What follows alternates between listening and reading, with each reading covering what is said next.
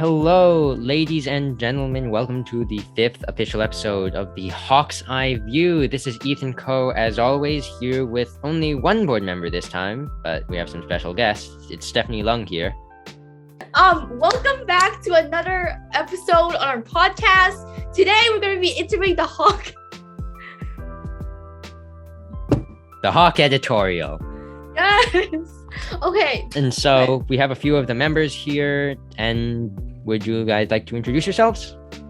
Sure. Hi, I'm Dia Sharma. I am the editor-in-chief of the Hawk Editorial and an 8th grader at Hopkins. Okay, next we got Maisha. Hello, I'm Maisha. I'm the engagement team director at the Hopkins Hawk Editorial, and I'm an 8th grader at Hopkins as well. Great. Last but not least, we got Padma. Hi, I'm Padma. I'm an 8th grader at Hopkins, and I'm the managing editor of the Hawk Editorial. Yes, love it. Okay. So for this episode of the Hawk's Eye View, we have some girl members of the Hawk Editorial. You might have seen them in the bulletin or on posters around school for an interview on, how they generally run their little organization in the school. Yeah. Okay. I personally have no experience with them, so I'm pretty curious to learn what it's all about. Yeah, and I'm a huge fan. Like, girl, I stan. Okay, I need some. Okay, so first of all, for the listeners who don't know what the editorial is, can you guys explain what it is and what is the mission behind it, sort of thing? Yeah, sure. I can explain that. Oh, yeah. Yeah.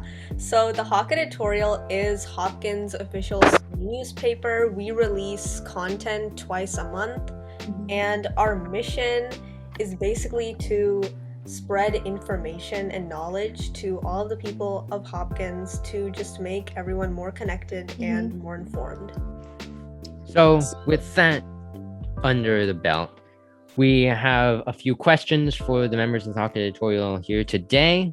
So we'll just generally begin with how did you get, joining into the editorial? I've heard that this has been established for a long time.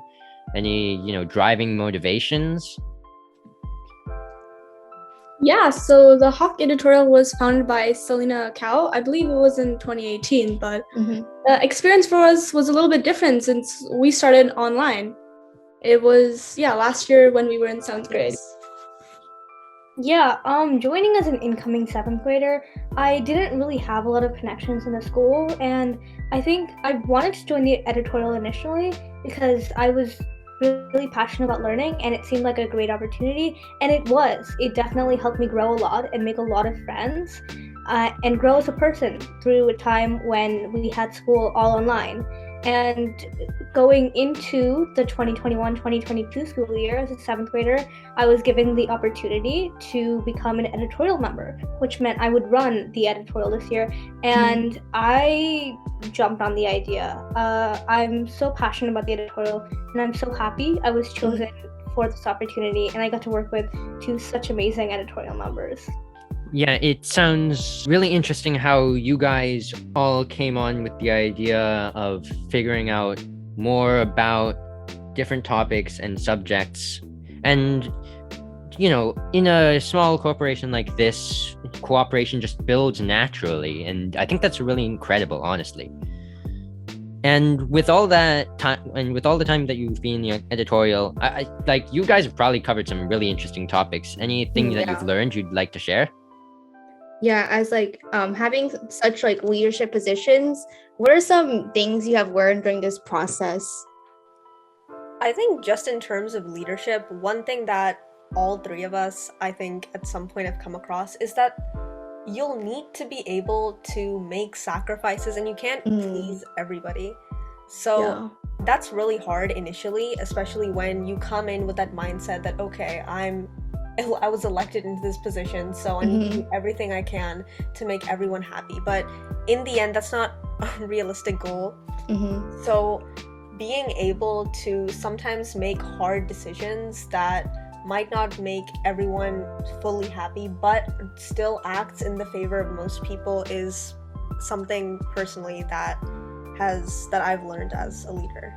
Yeah, really adding on to that, especially in a large club as this one, we have more than 30 plus members. So one of the things about being a leader of such a large amount of people is that you've got to be quick to make like really difficult decisions, and you have to improvise no matter what comes at you. So if there is a difficult member, let's say, or somebody that's not doing their job correctly, have to really be stern about it, but not so overwhelmingly, you know?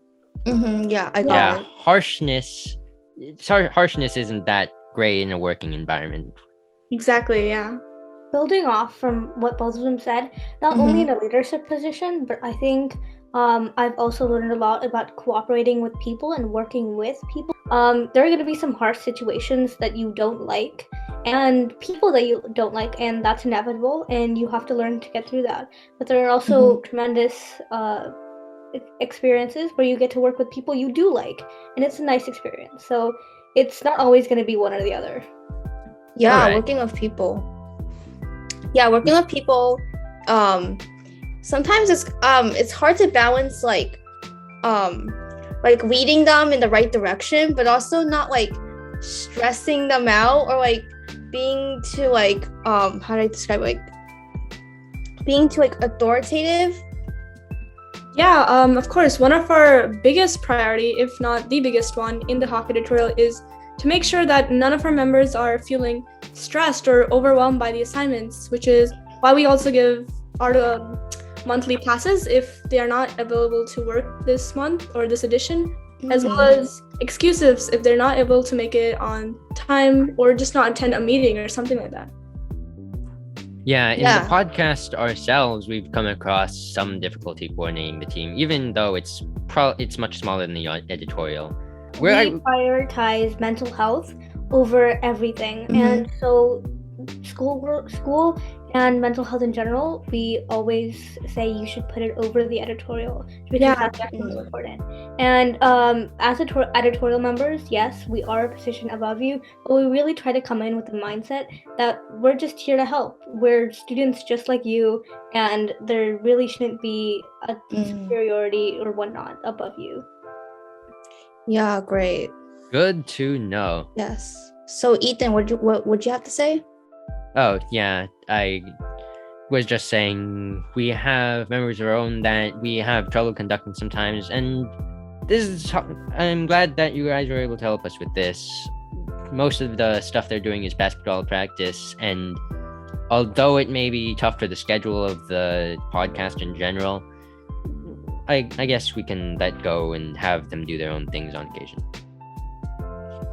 Yeah, it's important to like maintain that balance, and you also like, as Padma say like prioritizing mental health in a team setting, because I feel like as a team it's important to have like good mental health, because that will help with staying productive in the long run and not like burning out in just like 1 week and then like having no passion for what you do. So yeah, talking about this process, what is your creative process behind each issue, and how do you guys come up with such original creative ideas that provide value for your readers? Because I really like your articles you guys put out. They're really insightful for me, and they actually, after I read them, I feel like so much informed with what happens in the school. So yeah, tell me about your creative process behind each issue. So we have this sort of quota we have where at least, half of our articles, they should be related to Hopkins or Fremont-centered content, just so that our viewers can feel more engaged and connected with whatever we have. Usually, I don't know, as an engagement member, I'll be scouring the internet out of a bunch of different websites and news sources, trustful news sources, to sort of give our members some ideas to brainstorm. But a lot of our ideas are actually from our staff writers themselves. So we like to give them the liberty to write about whatever they feel like, as long as it's, appropriate.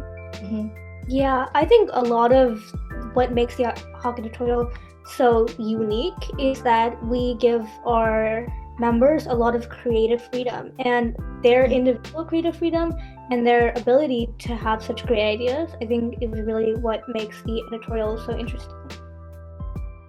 Yeah, great. Dia, do you have anything you want to add? Sure. I mean, what both of them said, I wholeheartedly agree with. What makes the editorial, like Padma said, is the creative freedom and the creativity from the writers themselves.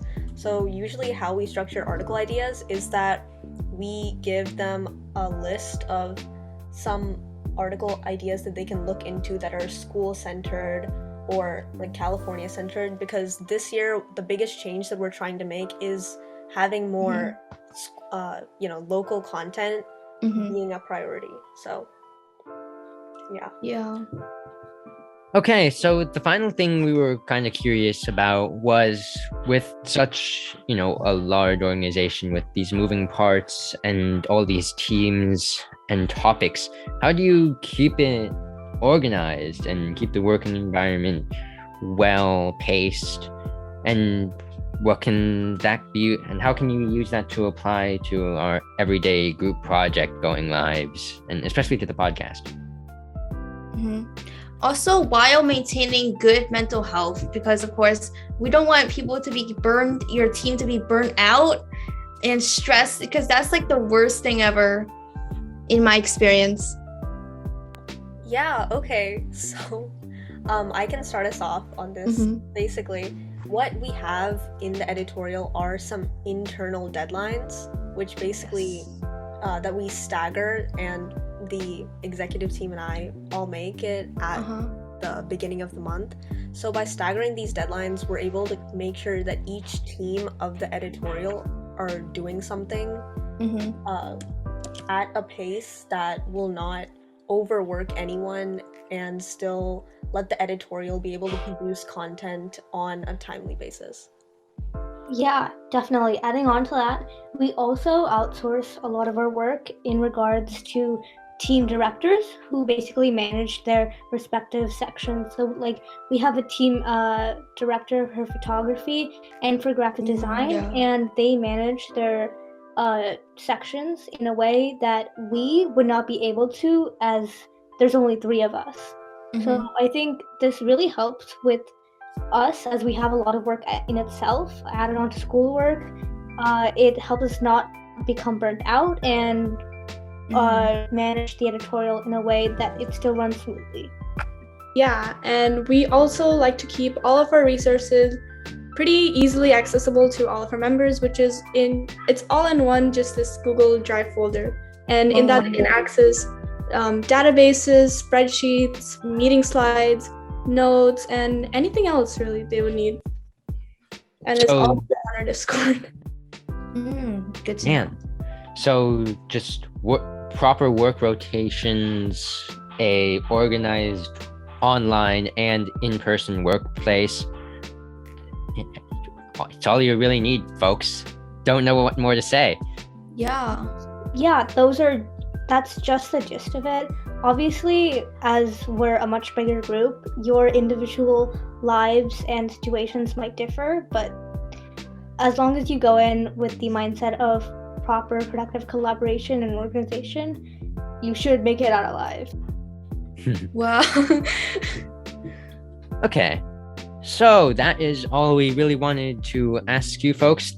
Thank you for taking this time out of your days to come and of course answer these questions for us.